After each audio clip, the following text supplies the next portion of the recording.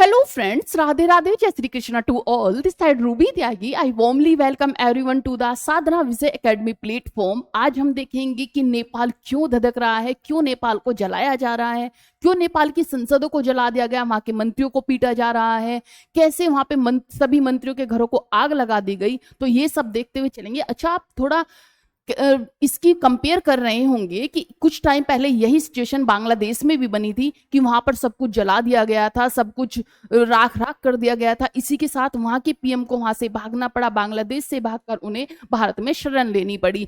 इसी के साथ साथ यहाँ पर भी वही हुआ है, नेपाल में भी वहां के प्रधानमंत्री को वहां से भागना पड़ा, अपना रेजिग्नेशन देकर वो फरार हो गए। और कहां पर हुए ये एक्यूरेट नहीं पता है, लेकिन माना जा रहा है कि वो दुबई में फरार हो गए हैं।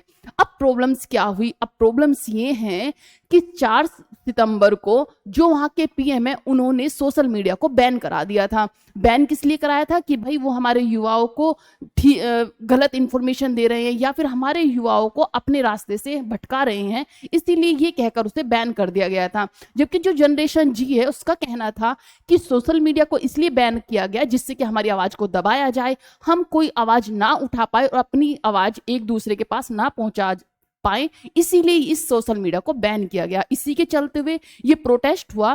पहले ये प्रोटेस्ट बड़ी शांतिपूर्वक किया जा रहा था। जो जनरेशन जी है वो है 18 से 25 साल के युवा जो कि इस प्रोटेस्ट को कर रहे थे। इसी के साथ साथ क्या हुआ कि सरकार ने अलाउ कर दिया कि ओपन फायरिंग कर दी जाए। ओपन फायरिंग में 19 बच्चे मारे गए। जैसे ही 19 युवा की मारे जाने की खबर फैली, ये प्रोटेस्ट इस लेवल पर पहुंच गया, इतना हाई हो गया कि इसे आर्मी भी रोक नहीं पा रही थी। जब गवर्नमेंट ने कहा आर्मी को इन्हें रोकने के लिए, तो आर्मी ने कहा कि आपको अपना रेजिग्नेशन देना पड़ेगा, इसी के बाद ये आर्मी रुकेगी, क्योंकि जो प्रोटेस्ट है ये रुकेगा। क्योंकि ये इस लेवल पर पहुंच गया था, बच्चे इतने अग्रेसिव हो गए थे कि उन्हें रोक पाना मुश्किल हो रहा था। इसी के चलते हुए केपी ओली जो कि नेपाल के प्रधानमंत्री थे, उन्होंने अपना रेजिग्नेशन दिया और वो वहां से फरार हो गए, वो दुबई चले गए। इसी के साथ साथ जो वहां के मंत्री थे, उन्हें जो आर्मी थी वो प्रोटेस्ट को रोकने में कामयाब नहीं रही और प्रोटेस्ट इस लेवल पर पहुंचा कि जितने भी बच्चे थे, वो युवा थे, वो संसद में घुस गए, मंत्रियों के घर में घुस गए, उन्होंने मंत्रियों के घरों में आग लगा दी। आपने पिक्चर्स भी देखी होंगी कि जो वहां के विदेश मंत्री हैं उन्हें नंगा करके पीटा गया, उनकी वाइफ को पीटा गया। साथ ही साथ जो वहां के पूर्व प्रधानमंत्री थे उनकी वाइफ को जिंदा जला दिया गया, उनके घर में आग लगा दी गई, जिसकी वजह से उनकी वाइफ की मृत्यु हो गई। ये सब चीजें, और जितने भी मंत्री है सबके घरों को आग लगा दिया गया, सबको पीटा गया। प्रोटेस्ट इतना अग्रसर हो गया, इतनी वहां पर हालात खराब हो गए कि वहां के मॉल्स में से सब चीजें चुराई जा रही हैं, वहां के आसपास के इलाके को तहस नहस कर दिया गया है। जगह जगह आग से जो पूरा नेपाल है वो धधक रहा है। ये हालत आप देख रहे होंगे कि नेपाल की ये हालत हो रही है कि इस तरह से प्रोटेस्ट पूरी तरह से फैला हुआ है। काठमांडू में ये सिचुएशंस फैली हुई हैं।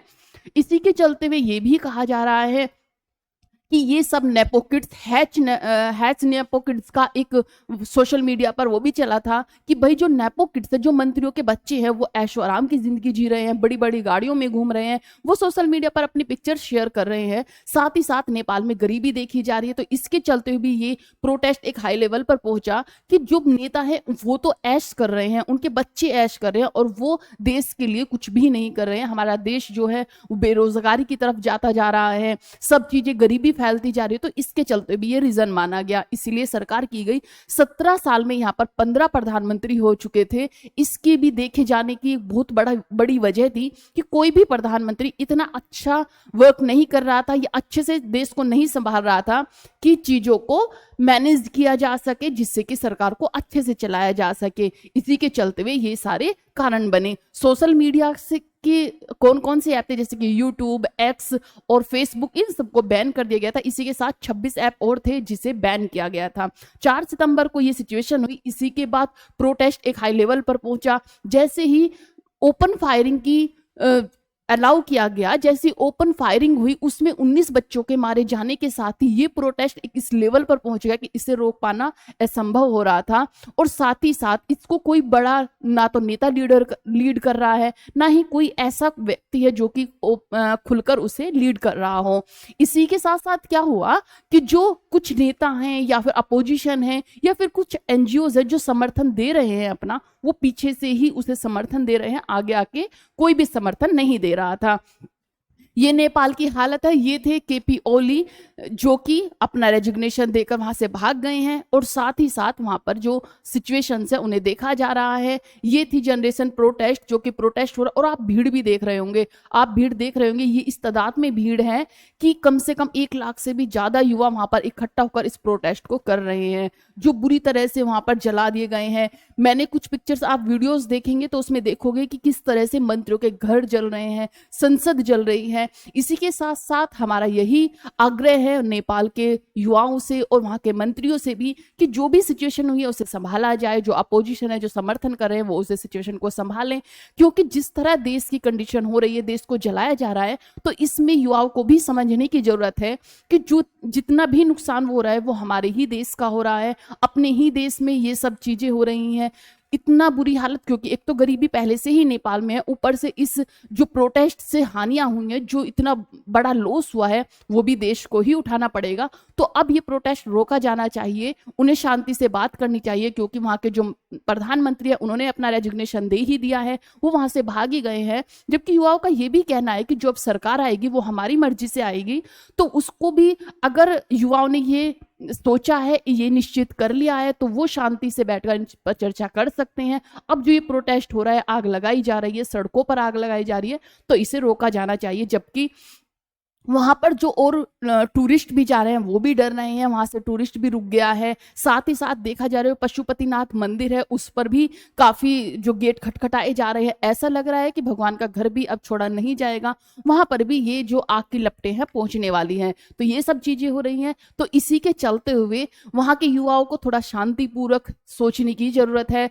क्योंकि हर युवा, मैक्सिमम जितने भी युवा हैं पढ़े लिखे हैं, सोचने समझने की ताकत रखते हैं। माना गुस्से में कुछ चीजें हो जाती हैं, गुस्से में जितनी भी चीजें हुई वो सही हुई गलत हुई उसे पीछे ना देखकर अब आगे थोड़ा शांतिपूर्वक इन चीजों को हैंडल करने की जरूरत है।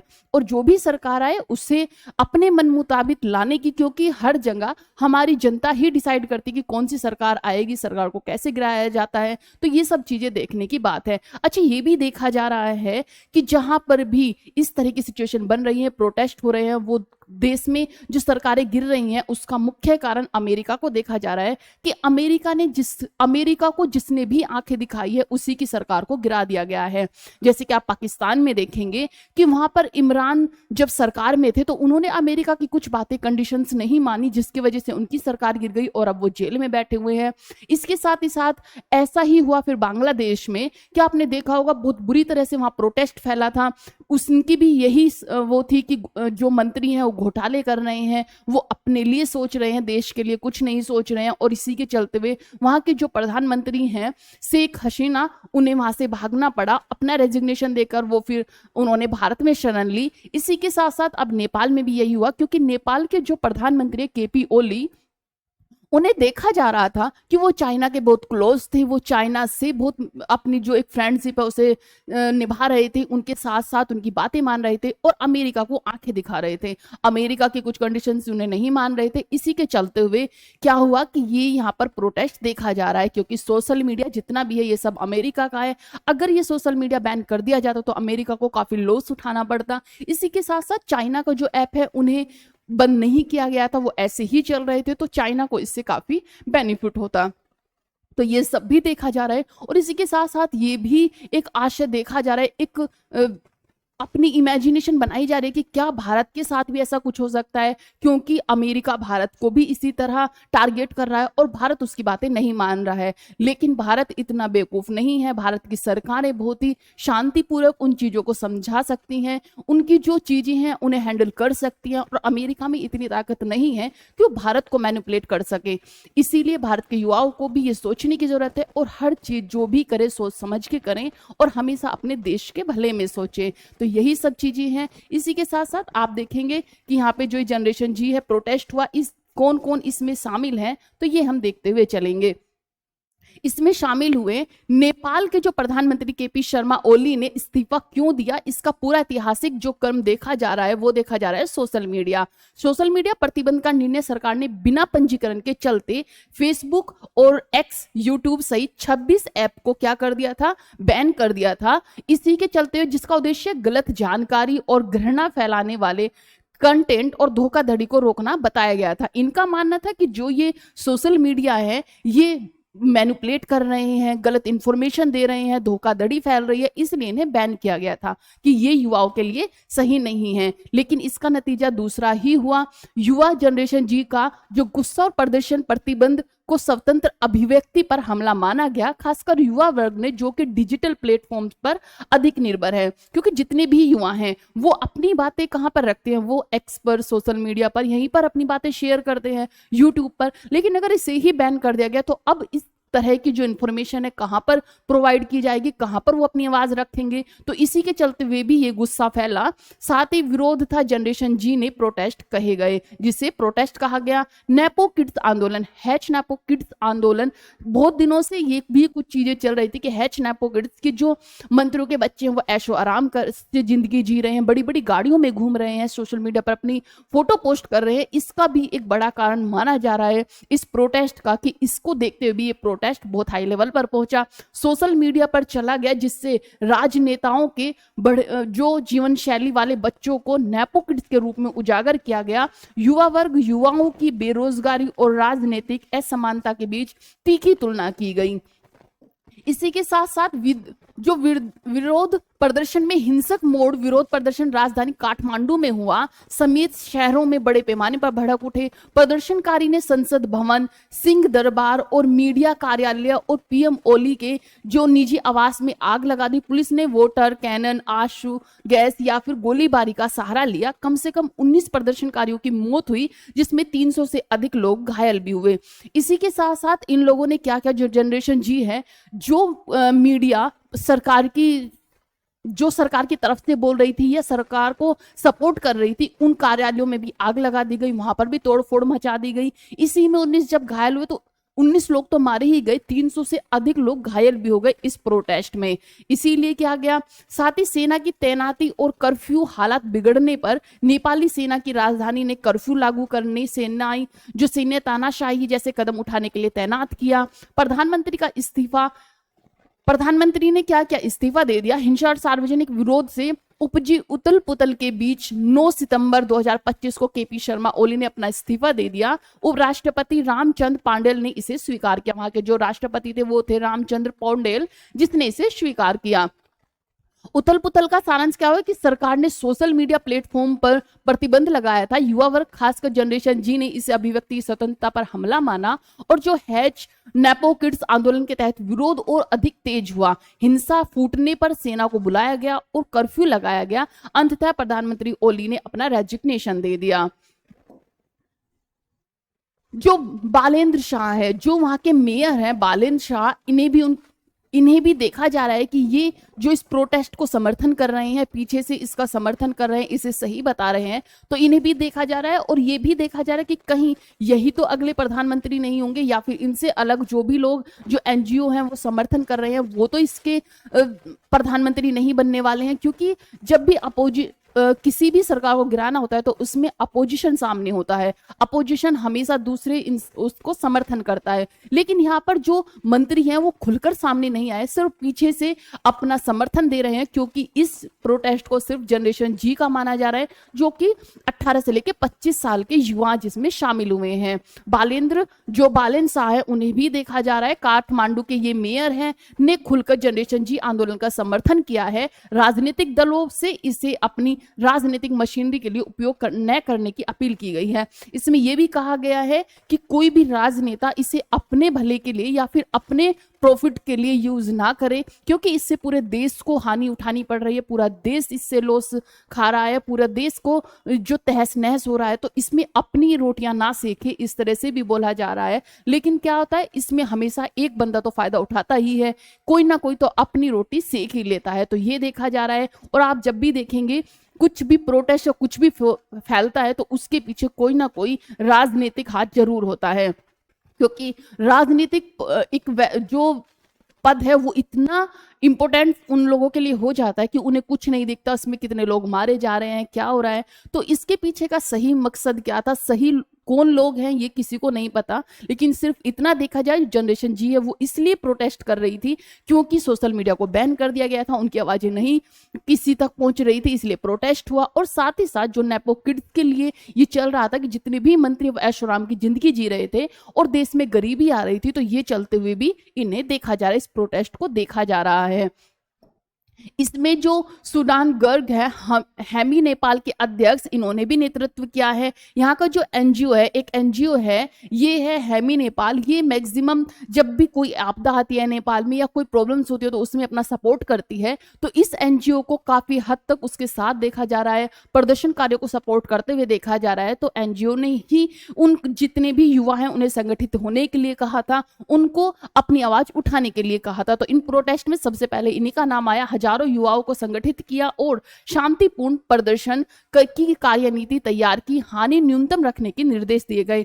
यह भी कहा गया था कि ज्यादा बड़ी मात्रा में प्रोटेस्ट ना हो, लेकिन इन्होंने कहा था कि शांतिपूर्वक ये जो प्रदर्शन है ये किया जाए। लेकिन ये कब इतनी आग लेकर इकट्ठा हो गया, कितनी हाई लेवल पर ये अग्रसर हो गया, तो इसका इन्हें भी पता नहीं चला। क्योंकि जब ऐसा होता भी है कि अगर हमारे ही बीच में 19 लोगों को मार दिया जाए तो फिर हम उस गुस्से को नहीं रोक पाते हैं, और इतनी बड़ी तादाद में पब्लिक अगर हो साथ में और उनके गुस्से को रोक पाना एक नामुमकिन हो जाता है। तो सरकार को भी ये सोचना चाहिए, देखना चाहिए कि आपको अगर बनाया है तो इसी जो युवाओं का संगठन है इसी ने आपको बनाया है, जो जनता ने ही आपको बनाया है। तो आप अगर जनता के ही खिलाफ जाएंगे तो आप कैसे रुक पाएंगे। और बड़ी सोचने की बात है, जब ये बांग्लादेश में होता तब भी मतलब हमें ऐसा लगता है कि कितनी बुरी हालत जब हो जाती है जब उसी देश का प्रधानमंत्री को भागकर दूसरे देश में शरण लेनी पड़ती है। तो ऐसी कभी भी सिचुएशन ना बने, कंडीशन ना बने, सरकार इतना भी नीचे ना गिरे कि उसे अपना ही देश छोड़कर भागना पड़े और दूसरे देश में जाकर शरण लेनी पड़े। तो इसीलिए हमेशा एक सरकार और जनता का एक जो पलड़ा है वो हमेशा बराबर होना चाहिए। ऊपर नीचे थोड़ा होता रहता है, लेकिन फिर भी सरकार को जनता के बारे में और जनता को सरकार के बारे में जरूर सोचना चाहिए। अगर सोचेंगे तभी हमारा देश तरक्की करेगा और इन सब चीजों से बच पाएगा। और थर्ड इसमें है एक राष्ट्रीय स्वतंत्रता पार्टी है जो कि अपोजिशन में है, आंदोलन को शांतिपूर्वक स्वतंत्र बताते हुए सरकार से इसे कुचलना नहीं जाने की अपील की और जनरेशन जी के साथ पूर्ण समर्थन जताया। आरएसपी के अध्यक्ष रवि लामछाने ने भी समर्थन जताया और प्रदर्शनकारियों को सतर्क रहने और प्रेरणा बनाए रखने की सलाह दी। लेकिन इन सभी नेताओं का यही है कि हमने तो सिर्फ शांतिपूर्वक आंदोलन या प्रोटेस्ट करने की सलाह दी थी, इस लेवल पर प्रोटेस्ट करने की हमने सलाह नहीं दी थी। लेकिन ये कब इस लेवल पर पहुंच गया ये किसी को नहीं पता चला। इतनी बड़ी तादाद में यहाँ पर भीड़ है, लाखों लोग यहाँ पर इकट्ठा हुए, लाखों लोगों ने तोड़फोड़ की। और माना जा रहा है कि ठीक है, संसद में जो ये तोड़फोड़ की जा रही है, आग लगाई जा रही है, अगर वहां से जो केपी ओली हैं प्रधानमंत्री वहां से चले गए हैं, वहां से फरार हो गए हैं, तो अब तो कोई मुद्दा ही नहीं बनता कि आप वहां की संसद को जलाएं। क्योंकि संसद पर क्या ही गुस्सा दिखाना, क्योंकि संसद तो आप ही लोगों की है, देश की संसद है। या फिर जितने मंत्रियों के घर हैं उन्हें जलाना, मंत्रियों को पीटना, नंगा करके पीटना, एक ये भी बहुत ज्यादा हमारे देश की ही इसमें इज्जत की बात होती है कि हमारे ही देश के अगर बड़े बड़े मंत्री पीटे जा रहे हैं, इस कदर पीटे जा रहे हैं, तो ये बहुत गलत हो जाता है।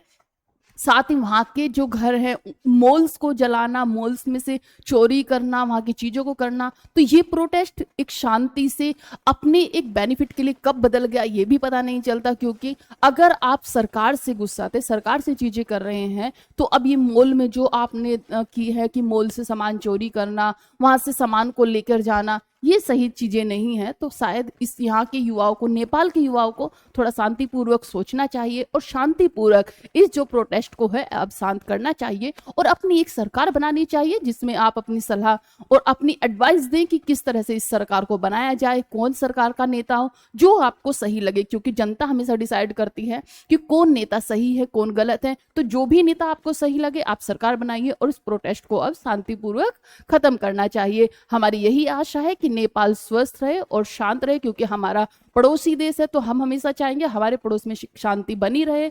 आई होप आप सबको ये वीडियो अच्छी लगी हो तो शेयर लाइक जरूर करें और साथ ही साथ और क्लासेस को देखने के लिए आप इसे सब्सक्राइब भी करें। जय हिंद, जय भारत।